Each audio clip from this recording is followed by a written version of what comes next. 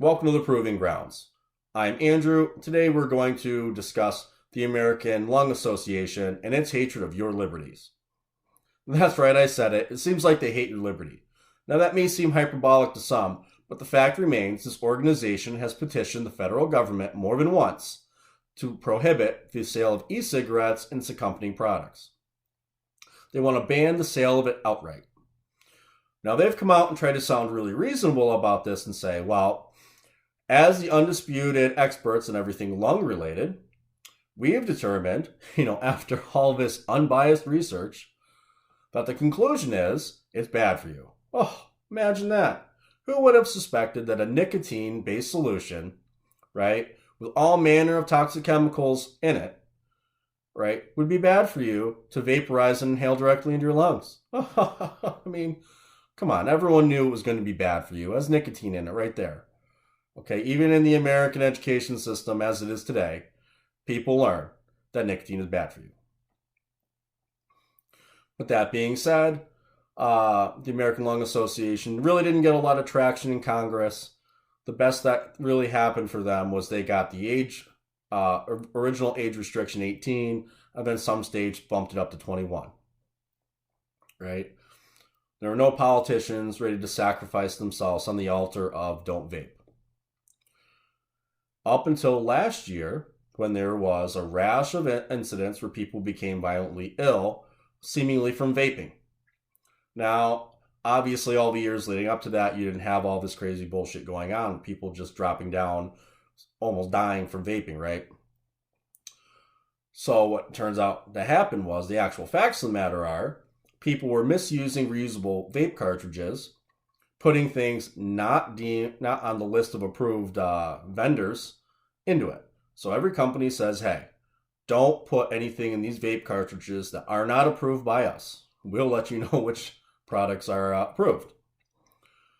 Well, some people went out and said, I don't want to purchase those approved items. They're too much money. Look, this guy's street vendor down the road has a bootleg version, half price or whatever. So they take it, they use it, they get violently ill. Instead of those individuals being responsible for their own stupidity, everyone wants to blame the companies. Oh, those evil capitalist pigs made you sick by forcing you to purchase an item that you can legally purchase, and then putting a bunch of bullshit into it they said don't put into it. How dare they? Now, I know what you're thinking. That sounds like a sound and sustainable business model to make a bunch of products that'll murder your customers. I know, that's what I would do. I mean, obviously, it's stupidity and really, to say so. And the American Lung Association, all these other people associated with that, who are the detractors of vaping, know that they're not trying to kill you. Well, they make it seem like that. So now, after all that happens, the American Lung Association, they got a clear view of the chink in the armor of an entire industry. And yes, they struck hard, tried to strike directly at its heart and kill an entire industry. Now they petition the federal government and reframe the argument.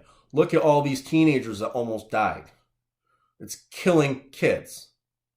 You have to do something because it's for the children. Oh yeah, it's for the children argument came right back into this. And so Donald Trump initially says maybe we should ban all e-cigarette use, period. Then, of course, the varying lobbyists and the interest groups stepped in and they duked it out a little bit. And there was enough pushback where President Trump said, whoa, don't worry, guys. I'll be a benevolent tyrant on this one. And instead of using my iron boot of oppression to crush an entire industry, I'll just put my boot on their necks a little bit, let them feel the pressure. But as a benevolent tyrant, I will allow them to sell certain kinds of vaping pods, which will be menthol flavored and cigarette flavored. All the specialty flavors the kiddies love, you can't sell for the kids. Oh, I'm going to put a caveat on that though, except for companies that only sell through vendors who have age restrictive policies on who can be on premises, thus creating an unfair advantage to certain companies over others, like the government always seems to do. Cronyism at its finest. But I digress. So now the government did something, right? yay, the government stepped in and intervened and they're saving the children. Except, hmm, it's not like kids have ever gotten their hands on anything that's been made illegal, right? Oh, wait, the vaping was already illegal, like cigarettes and alcohol. It's illegal for them to have, as is marijuana, methamphetamine, crack, cocaine, ecstasy, all these forms of LSD, psilocybin, hydrocodone, oxycontin, any manner of prescription drugs that they get their hands on the black market. Oh, except all of that. I'm supposed to be mainly concerned about vaping. This is an issue that the government really can't handle. Okay, it cannot stop teenagers from vaping. It's already illegal for them to vape. If someone gets caught giving it to them or selling it to them, they can be prosecuted, but they're going to get their hands on it. People want the product, they will get their hands on it. As far as teenagers are concerned, that's between them and their parents. And believe it or not, some of these idiot parents are probably letting them do it under the excuse of, well, as long as I know. At least I'm aware they're vaping at my house, so I know. So it's not the government's job. And again, as an individual adult, it's up to me. If I want a sweet apple flavored vape pod, I should be able to purchase it, period. Because someone else will give it to their idiot kid. That's not my problem and shouldn't be considered my problem. Because it all goes back to, well, it's for the good of society. And there's no evil, absolutely no evil scheme that the government can't foist upon the general public under that they can't get away with foisting on you under the guise of for the greater good. And this is just going to open the door to the next thing they want to take away from you. And the biggest problem with all this is there are all these people out there going, I don't vape, so why should I care? Well, you should care because that's going to be the next reasonable argument that they make. Well, here's your thing that you want. You know, all these people want to be, keep your hands off my Bible and my guns. Well, why should they? You can't even vape. You can't even have a candy flavored vape pod. Why should we allow you to have guns and bullets? Big knives. Oh, that's scary. Let's take away chainsaws. In fact, why don't we make a chainsaw registry and everyone who owns one should have to register with the state and federal government and get properly licensed before they use a chainsaw.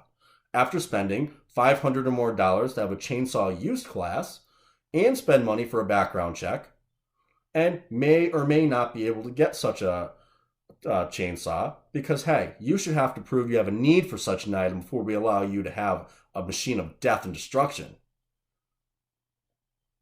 Right? Sounds kind of stupid when I say it like that.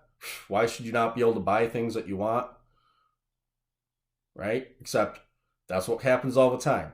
The government steps in on behalf of an organization like the American Lung Association. They start prohibiting things, and all these people go, well, I don't do it anyway. I kind of think vaping's stupid, so what do I care? Well, it's an assault on your liberty. And this organization is trying to sound reasonable about it and pull on your heartstrings like they do with everything.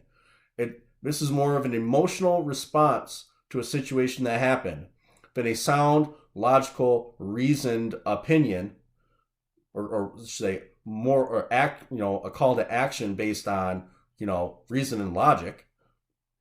It's reasonable for the American Lung Association to say you probably should not vape. If you are a smart individual, you will look at the research, you will listen to the experts, and not do it.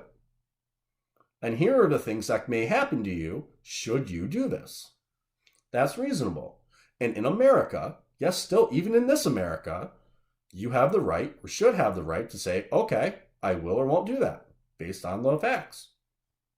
In fact, you have the right to be a complete idiot, don't look at any facts, and do it anyway. You're the one who bears the responsibility for it either way. And no one, not President Trump, not some idiot from the American Lung Association, not me or anyone else should be telling you otherwise.